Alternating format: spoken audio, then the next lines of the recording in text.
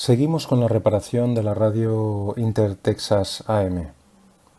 En el vídeo anterior pusimos por fin en marcha la radio y vimos que funcionaba, aunque también vimos que había que ajustar la resistencia en serie con el diodo rectificador para tener una tensión de B+ correcta. Cuando posteriormente verificamos el resto de tensiones del circuito, pudimos ver que en general todo estaba bastante en línea con lo esperado, pero los voltajes del pentodo de salida EL84 no solo no eran correctos, sino que en la rejilla de control teníamos una tensión positiva que de ninguna manera podía estar ahí. En el vídeo de hoy vamos a mejorar algunos de estos voltajes y ya comenzaremos a probar las diferentes etapas por separado, comenzando por la etapa final de baja frecuencia y terminando por la de radiofrecuencia. Así que vamos a ponernos manos a la obra.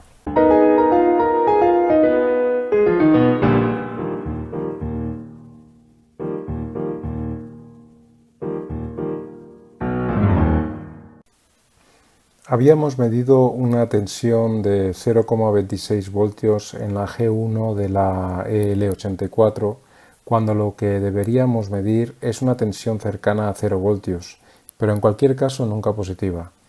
Esto hace pensar que el condensador de acoplo de la etapa anterior tiene fugas y por eso lo hemos cambiado. Tras este cambio podemos ver cómo la tensión de G1 ahora sí que es de 0 voltios. Aún así, seguimos teniendo una tensión de cátodo muy inferior a la teórica. Debería ser de 8 voltios cuando tan solo tenemos 0,7 voltios. Esto nos hace pensar que la corriente de cátodo real es mucho menor a la que debería ser. Y de hecho, si lo comparamos con las curvas de la válvula, vemos que para una tensión de placa de 125 voltios deberíamos tener una corriente de ánodo del orden de 33 miliamperios. He comprobado todos los componentes pasivos y están dentro del rango de valores, por lo que claramente apunta a que la válvula no está bien. A la espera de recibir una EL84 nueva, proseguimos con la verificación de las etapas por separado. Primero probaremos la etapa de salida de baja frecuencia, que aunque sabemos que no está bien del todo, aún así funciona. Para ello conectaremos un generador de baja frecuencia a través de un condensador de unos 100 nanofaradios para evitar que la componente continua pueda averiar nuestro generador. Y pondremos nuestro osciloscopio en el cátodo de la EL84. Atención, es muy importante que nos aseguremos de que la sonda del osciloscopio tenga una atenuación de 10 activada para evitar que las altas tensiones de la placa entren en el osciloscopio directamente. Pues bien, lo que veremos al conectar nuestra sonda en la placa es la señal senoidal amplificada, pero con un rizado casi triangular superpuesto. ¿Esto por qué ocurre? Pues porque en la placa de las válvulas de salida normalmente necesitamos tensiones más elevadas y por ello el primario del transformador de salida se conecta justo en el primer condensador electrolítico tras el rectificador y antes del filtro en pi para que de esta manera podamos maximizar el voltaje.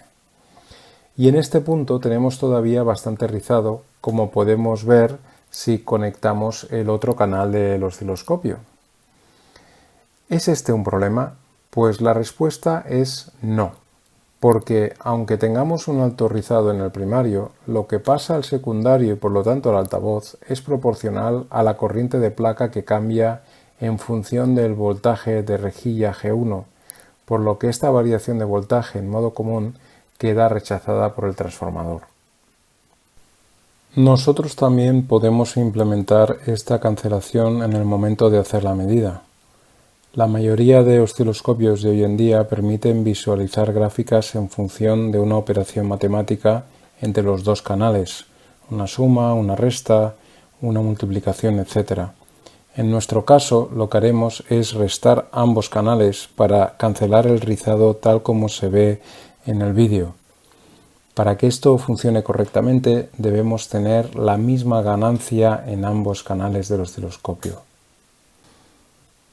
Una vez medido, podemos ver que la ganancia en tensión de la etapa de salida es de 2,2, que no está mal, aunque ya hemos visto que algo está ocurriendo con la válvula y seguramente tendremos que cambiarla.